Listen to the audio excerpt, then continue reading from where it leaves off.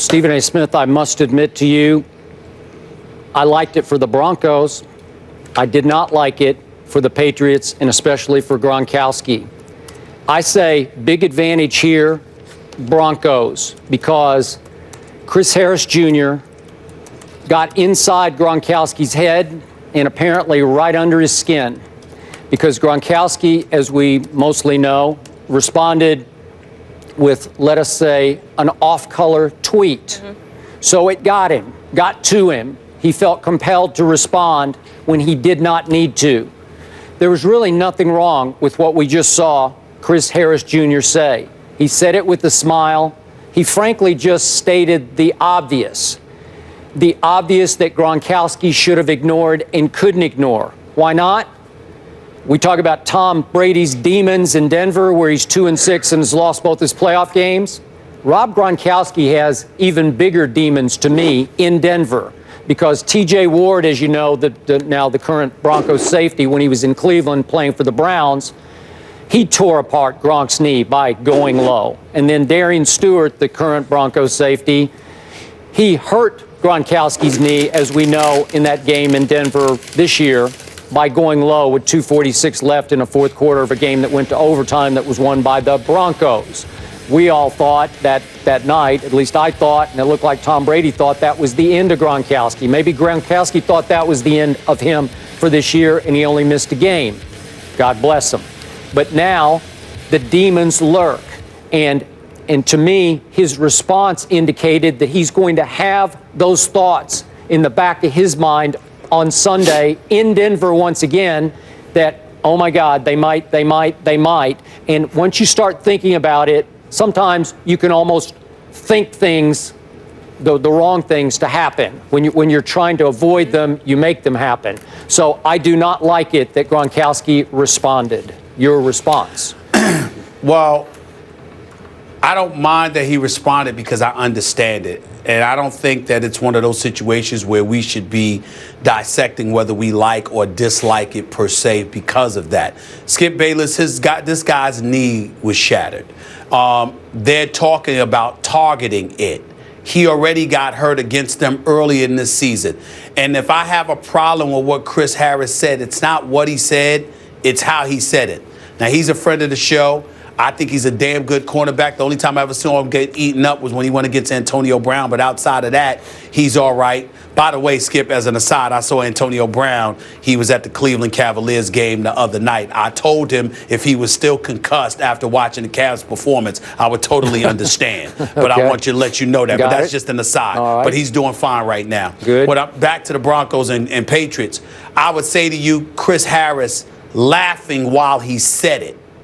That's a problem because, listen, we know how physical the game is. We know how violent it is. We understand that injuries are par for the course. You could pretty much predict that they'll happen every single week. We get that. But you'd like to believe that somebody would be sensitive enough to recognize that shouldn't be something that they wish for or that they target for. And Chris Harris, and I'm not saying this was his intent in any way because he doesn't strike me as that kind of guy, but he came across on the screen because he was laughing and smiling like, all right, oh, well, we trying to win the game. If this is what we got to do to win it, that means taking you out. That way, that's what we're going to do. That's got to rub you the wrong way if you're involved in a physically violent sport. And obviously, this would be an extreme example with no relation whatsoever to a football game. But that's almost like Mike Tyson and Evander Holyfield talking about getting in the ring to fight one another again. And Mike Tyson's talking about how, hey, if I got to bite your ear, so be it. I mean, that's not something that you just want to hear. You understand? And so I just look at it from the perspective that we understand that it comes along with it. But Chris Harris said it. He said it with a smile on his face. He seemed very, very comfortable admitting that they were going to target his lower extremities because, hey, that's what we need to do in order to take you down. And I don't take it that way from the standpoint. I don't think that Chris Harris wants Rob Gronkowski to get hurt or anything like that. They're just trying to win the game. But if you're Rob Gronkowski and you're fresh off of getting hurt in Denver and you've had a slew of injuries to your legs, your knees, etc., and on a couple of occasions, it came at the hands of a team that you're about to go against in the AFC Championship game. It would be difficult to just let that slide and not say anything.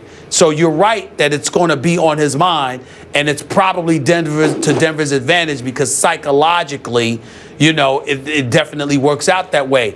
But if you're Rob Gronkowski, it's completely understandable, Skip, how he may not have been able to help himself, considering what he has endured, particularly at their hands. You and I are completely interpreting what Chris Harris Jr. said the opposite way.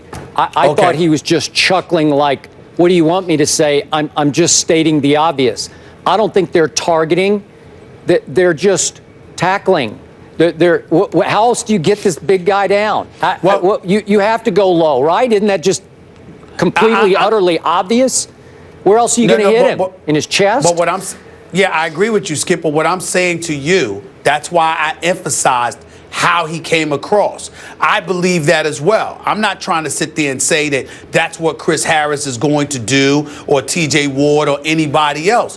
I like to believe they're character guys. Everything I've seen from them has indicated as such. They don't want to get anybody hurt. They're just trying to win the football game. I'm just saying, if you're Rob Gronkowski, how are you supposed to take that when you're the one who's been victimized by that? Skip Bayless and Stephen A can sit on the air talking about it in a very nonchalant fashion. We ain't worried about getting hit in our knees or getting our knees or our legs shattered this weekend because we've experienced a slew of those injuries in the past. We're not concerned about that because we're not the ones playing Sunday for the AFC Championship game in the Mile High City on that football field. We're not the ones who are going to get hit. That's going to be Gronk. And so because it's going to be him, I understand why he would react that way. It makes sense to me because to him, it probably was Chris Harris saying, we're going to target that. You're right. That's the way he clearly took it. So, advantage Broncos. You got in his head, right?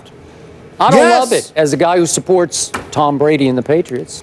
Silly me. I don't love it either for the sake of football because you know how I feel about that. That's the biggest problem I've had with the NFL. You've encouraged teams to do this because you're so fixated on the concussion issue that you don't mind if guys are walking around crippled in a few years. They did this. That's my problem with it.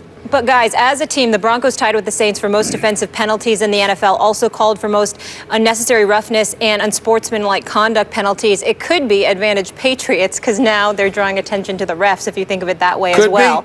More whistles. Hope so. Just another thought. Thank you, Molly. I needed one bright side to this. Sure. I'm glad I could do that for you. Well, sure, Miss Connecticut's going to take care of that for you. I mean, that's just what she does. Yeah, you're the one who always plays up to her. I don't. I just sit here. I don't have it like that. I'm not used to it. We're going to break. I can't win here. Up next.